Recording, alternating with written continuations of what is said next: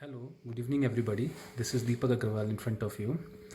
आज हम पढ़ेंगे man in the middle attack के बारे में। एक बड़ा इंटरेस्टिंग सा हैकिंग अटैक मैं आज आपके सामने लेकर आया हूँ। Man in the middle attack, ये अटैक अपने आप में एक बहुत डेंजरस अटैक होता है और बहुत इजीली इम्प्लीमेंट भी किया जा सकता है।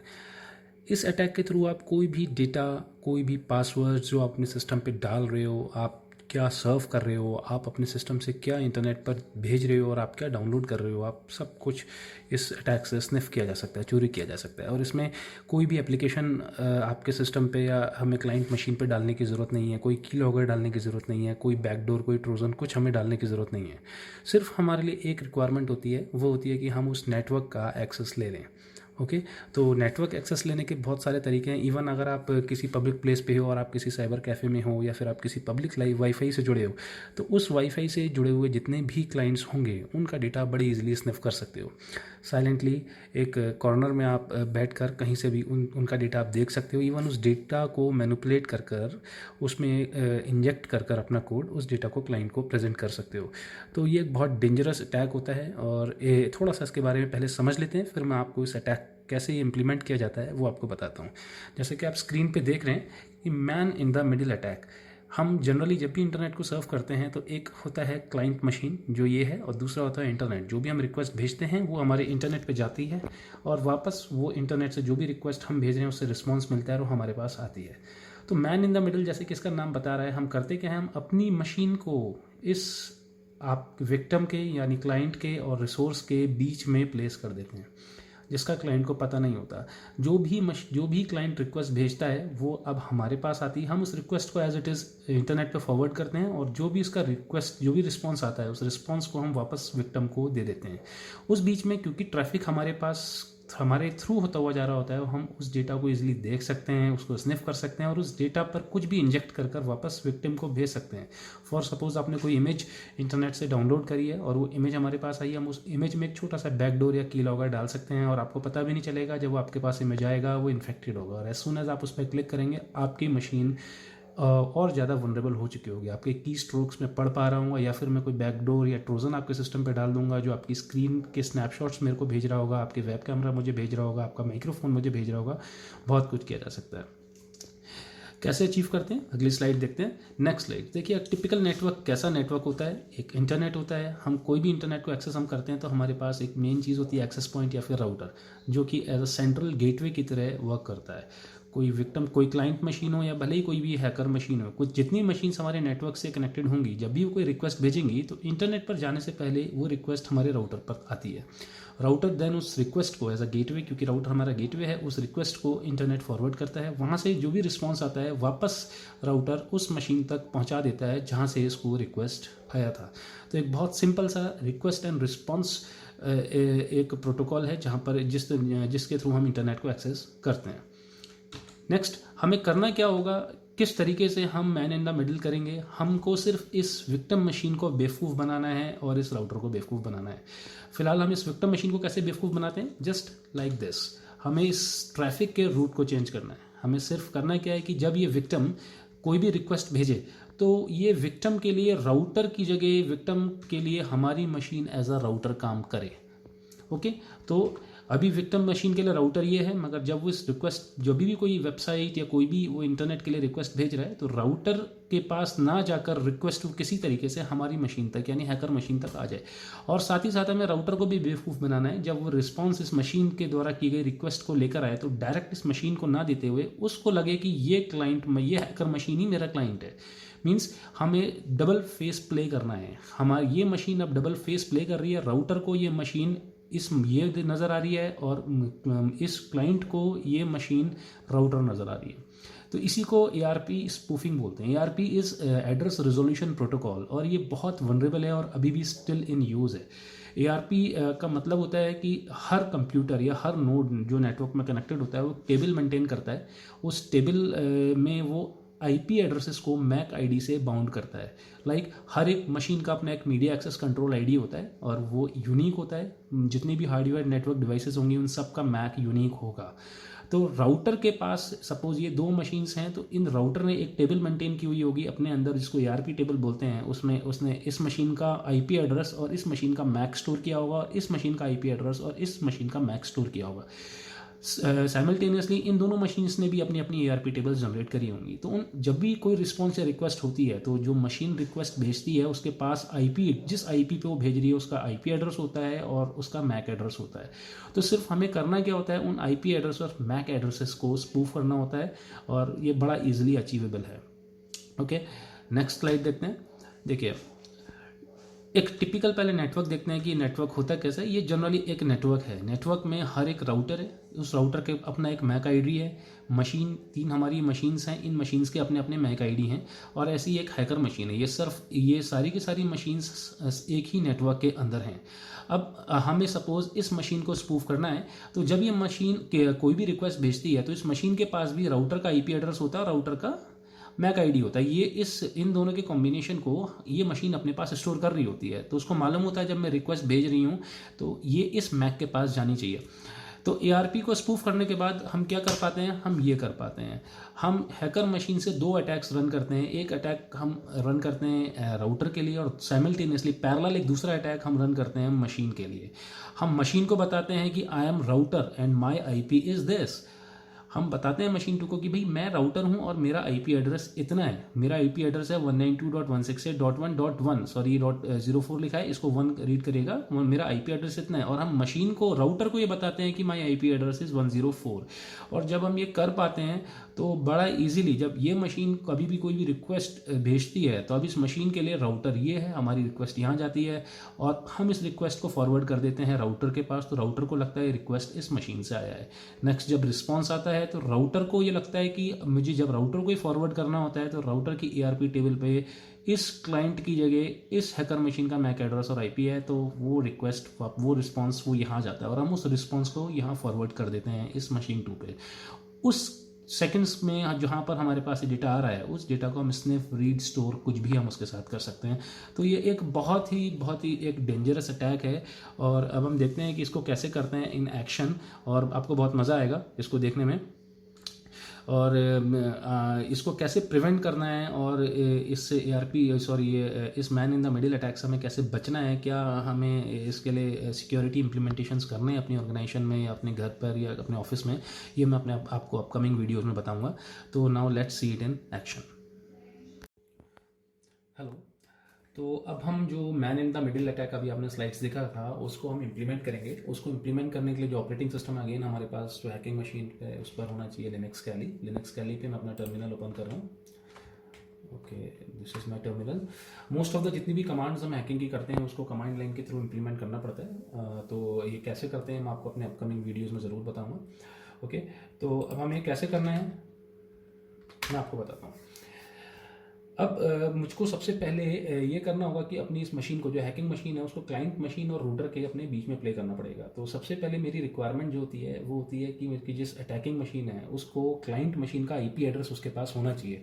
जो मेरी क्लाइंट मशीन है वो ये मशीन है जो इंटरनेट से कनेक्टेड है और ये इस पर कोई भी की लॉगर, कोई भी ट्रोजन कुछ भी नहीं पड़ा हुआ है। ये साइलेंटली मेरे रूटर से कनेक्टेड है और जो भी रिक्वेस्ट भेजती है वो रूटर के पास जाती है।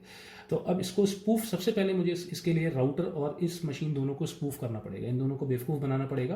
तो इसके लिए कैसे करना है चलिए देखते हैं। मैं आपके सामने कुछ कमांड्स लिख रहा हूँ। ये कमांड्स क्या हैं, क्या और कैसे वर्क करती हैं, इसके बारे में एक सिंगल वीडियो में बताना बहुत मुश्किल है क्योंकि हैकिंग एक लंबा टास्क होता है। विदिन 5 to 8 मिनट्स की वीडियो में पूरा नहीं समझाया जा सकता। तो जैसे जैसे आप मेरे चैनल पे वीडियोस को लाइक करते रहेंगे मैं इनको और ज़्यादा डिटेल में आपको एक्सप्लेन करता रहूँगा। ओके, तो अब इस मशीन का डेटा कैसे स्निफ करना है मैं वो आपके सामने आपको दिखाना चाह रहा हूँ। एक हमें एप्लीकेशन की ज़रूरत पड़ती है, बेटरकैट। तो हम उसको यहाँ पर खोल रहे हैं। इस एप्लीकेशन के थ्रू ही हम ये सारी चीज़ें कर सकते हैं।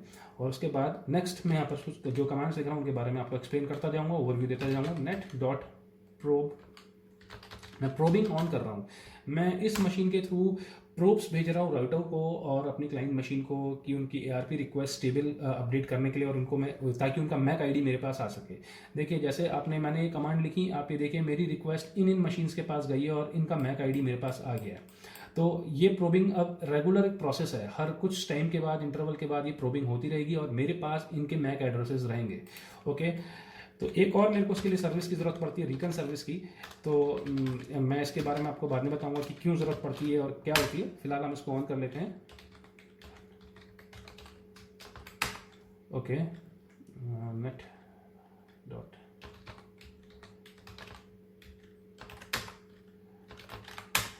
रिकन service, okay the recon already on है, इसलिए मुझको यहाँ पर एरर दिखा रहा था, तो रिकन सर्विस ऑलरेडी ऑन है। अब मुझको स्पूफिंग करनी है, तो सबसे पहले मुझे डबल फेस प्ले करना पड़ेगा, यानी अपनी इस मशीन को अब मैन इन द मिडिल का रोल प्ले करना है। तो मुझे ड्यूप्लेक्स मोड पैरामीटर पास करना पड़ेगा, जो मैं यहाँ पास कर रहा हूँ।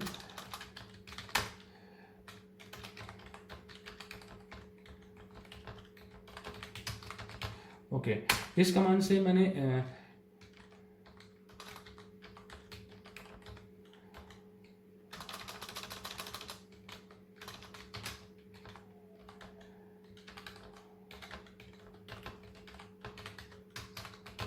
इस कमांड से मैंने अपने आप को मिडिल में प्लेस कर दिया, और मैं यहाँ पर दोनों ही पैरामीटर, मैंने एक पैरामीटर सेट किया है फुल ड्यूप्लेक्स मोड पे, जिससे कि एक ही साथ ये वाली मेरी जो टारगेट मशीन है, जो मेरी अटैकिंग मशीन है, ये राउटर को और क्लाइंट को दोनों को फेस ऑफ कर रही है। राउटर को बता रही है कि मैं क्लाइंट हूँ, और क्लाइंट को बता रही है कि मैं राउटर हूँ।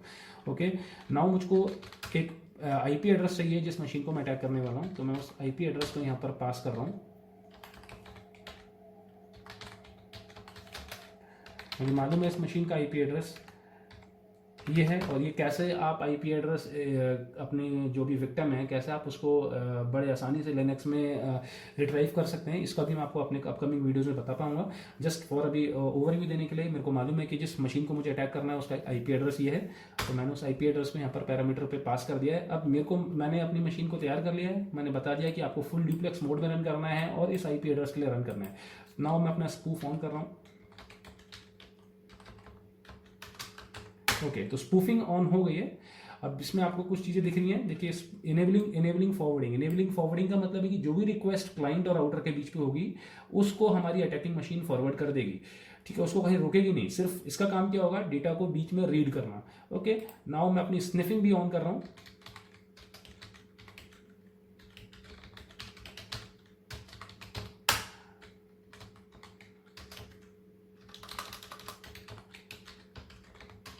Okay, now the sniffing is on. अब स्निफिंग मेरी ऑन हो गई है, अब मेरा पूरा अटैक रन हो गया है सिर्फ कुछ कमांड्स में। अब यहाँ पर ये मशीन जो है विदाउट किसी को साइलेंटली इसने राउटर और क्लाइंट के बीच में जो 192.168.1.104 पे जो क्लाइंट है उसके बीच में इसको अपने आप को प्लेस कर दिया है।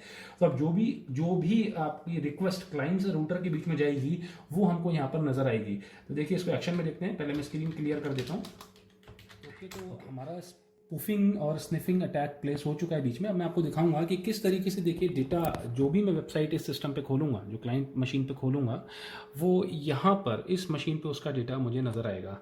ओके, तो अभी तक जो आपने देखा वो क्लियर था। अभी मैं यहाँ पर एक वेबसाइट खोल रहा हूँ।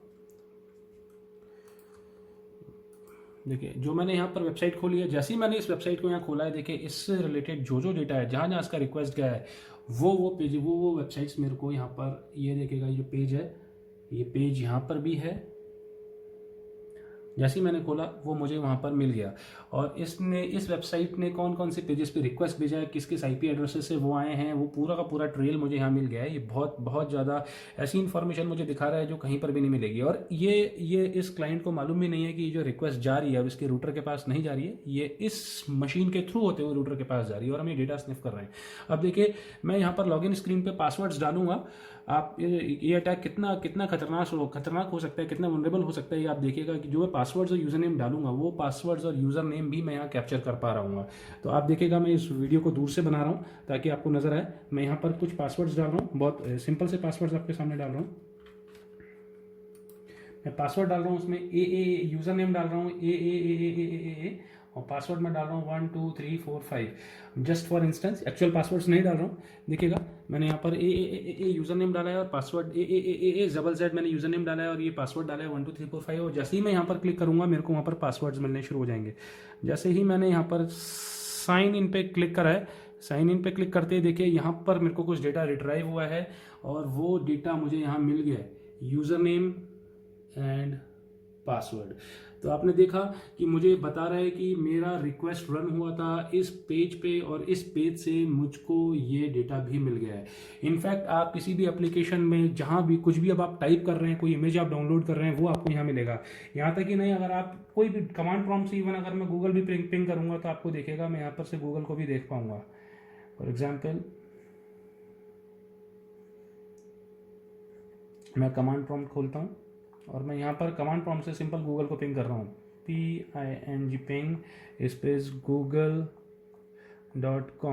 ओके, तो देखिए मैंने यहाँ पर पिंग दिया है, मैंने यहाँ पर पिंग कमांड दी है। जैसे ही मैं यहाँ पर पिंग करूँगा तो जो रिस्पॉन्सेज मुझे आएंगे वो मुझको यहाँ मिलेंगे।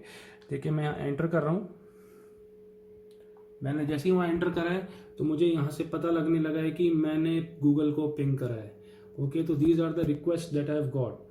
तो ये बहुत ही एक ऐसा अटैक है जो आप देख पाते हैं, जो आप इम्प्लीमेंट कर पाते हैं, और किसी भी क्लाइंट को आप कहीं पर भी, बस आपके लिए एक रिक्वायरमेंट है कि आप उस नेटवर्क के अंदर होने चाहिए। नेटवर्क के अंदर किसी भी क्लाइंट के जाना, वाईफाई के अंदर जाना बहुत मुश्किल नहीं है। ओपन वाईफाई के थ्रू जा सकते हैं आप। और अगर आपके पास नहीं है तो मैंने एक अपनी पिछली वीडियो में डी ऑथेंटिकेशन अटैक आपको बताया था, वो एक बहुत अच्छा अटैक है किसी भी वाईफाई के अंदर जाने के लिए। आप पहले डी ऑथेंटिकेशन अटैक को रन करिए, और रन करने के बाद जब आप उसके पूरे नेटवर्क को चोक कर रखिए, और आप जब उस नेटवर्क को रेगुलर बेसिस पे चोक करते हैं तो आप अपने आप को एक as an IT person pretend कर उस ऑर्गेनाइजेशन के अंदर जा सकते हैं। उनके वाईफाई के अंदर फेक एक्सेस पॉइंट्स बना सकते हैं, अपना कोई की लॉगर डाल सकते हैं, या फिर सिंपल से उनके वाईफाई का पासवर्ड आपके पास आ सकता है। और वंस आपने किसी भी ऑर्गेनाइजेशन का, किसी का भी पासवर्ड आपके पास आ गया है तो आप उस नेटवर्क से जुड़ने के बाद अपने आप को स्निफ कर सकते हैं और अपने आप को स्पूफ कर सकते हैं मैन इन द मिडिल बनकर, और आप जो भी डेटा है ऑर्गेनाइजेशन का आप स्निफ कर सकते हैं। तो ये जो वीडियोस हैं, देखिए जब भी आप हैकिंग को इम्प्लीमेंट करते हैं तो हैकिंग एक 1 डे प्रोसेस नहीं है। आपको उसके लिए बहुत टाइम देना पड़ता है, आपको बहुत ज़्यादा उसके लिए प्रैक्टिस करनी पड़ती है। आपके पास बहुत ज़्यादा एरर्स आते हैं, आप बहुत बार बैकफेल कर जाते हो, मगर आप एज अ सर्टेन किसी पॉइंट पर इसको इम्प्लीमेंट कर सकते हैं। और जो आप ये हैकिंग सीख रहे हैं, हम इसलिए नहीं सीख रहे हैं क्योंकि हमें इन रिसोर्सेज को हैक करना है, हम इसलिए सीख रहे हैं कि हम इन अटैक्स से कैसे बचें। Okay, these are the normal attacks. और आप अगर किसी भी साइबर कैफे में जा रहे हैं या फिर किसी भी पब्लिक प्लेसेस में अपनी कोई भी वेबसाइट्स को इस तरीके से आप यूजर नेम पासवर्ड डाल रहे हैं, तो आप ये थोड़ा सा आप अपने आप को अवेयर हो जाइए कि वो कितना डेंजरस हो सकता है, कितनी ईजिली कोई भी डेटा आपका चुरा सकता है। तो कभी भी जाएं तो प्लीज़ कभी भी किसी ऐसे साइबर कैफ़ेज़ में या वनरेबल जगह पर बैठकर कहीं पर भी बैंकिंग्स ना करें, कहीं पर भी अपने पासवर्ड्स अपने अकाउंट्स के वेब ब्राउज़र्स पे ना डालें। और दूसरा, ये जो अटैक है ये अभी जो मैंने आपको बताया, ये हैक करता है सिर्फ और सिर्फ HTTP साइट्स को। अगर कोई भी HTTPS बेस्ड आपका सर्वर है तो अगर कोई भी तो उस पर ये हैक फेल हो जाता है, क्योंकि HTTPS आपके डेटा को एनक्रिप्ट करता है और उसके बाद ही आपके रूटर तक भेजता है। तो एक्चुअली हम डेटा स्निफ तो कर पाते हैं मगर उसको रीड नहीं कर पाते हैं। जैसे हम यहाँ यूज़र नेम और पासवर्ड्स रीड कर पा रहे हैं बड़ा इजीली, तो वो डेटा आएगा मगर उसको हम रीड नहीं कर पाएंगे क्योंकि वो एनक्रिप्टेड होगा। मगर अगले टूल में आपको ये भी बताऊंगा कि HTTPS को कैसे बाईपास कर सकते हैं। हम HTTPS को भी बड़े इजीली बाईपास कर सकते हैं और उसके डेटा को भी हम स्निफ कर सकते हैं। तो उससे कैसे बचना है हमने, क्योंकि देखिए HTTPS को भी अगर स्निफ करा जा सकता है तो आपके लिए क्वेश्चन होगा तो फिर हम कैसे बचें। तो ज़रूर मैं आपको बताऊंगा कि इन सब चीज़ों से कैसे बचना है। फिलहाल जो ये अटैक था, this is only for the HTTP sites, unsecured sites. तो आप जब भी कोई वेबसाइट खोलते हैं तो आप ये ज़रूर ध्यान दें कि वो वेबसाइट HTTPS पे चल रही हो, क्योंकि अगर वो HTTPS पे है तो बहुत ज़्यादा सिक्योर्ड है, उसके चांसेस इस तरीके के स्निफिंग के उसमें बहुत कम है। और अपकमिंग जब वीडियो में मैं आपको HTTPS भी हैक करना बताऊंगा तो आपको ये भी बताऊंगा कि HTTPS जब आप किसी वेबसाइट को किसी आप एक्सेस कर रहे हो किसी आप पब्लिक एरिया से, तो वहाँ पर आप उसको कैसे सिक्योरली आप उसको एक्सेस कर पाएँ और उससे आप कैसे बच पाएँ। तो शायद आपको ये वीडियो अच्छा लगा होगा, और इस वीडियो पे आप ज़रूर कमेंट्स करिए और इस चैनल को सब्सक्राइब करिए। कोई भी क्वेश्चन आपके मन में है तो आप प्लीज़ नीचे कमेंट सेक्शन में पुट कर सकते हैं, मैं उसका आपको जैसे ही टाइम मिलता है तो ज़रूर रिप्लाई करूँगा। Thank you, good night.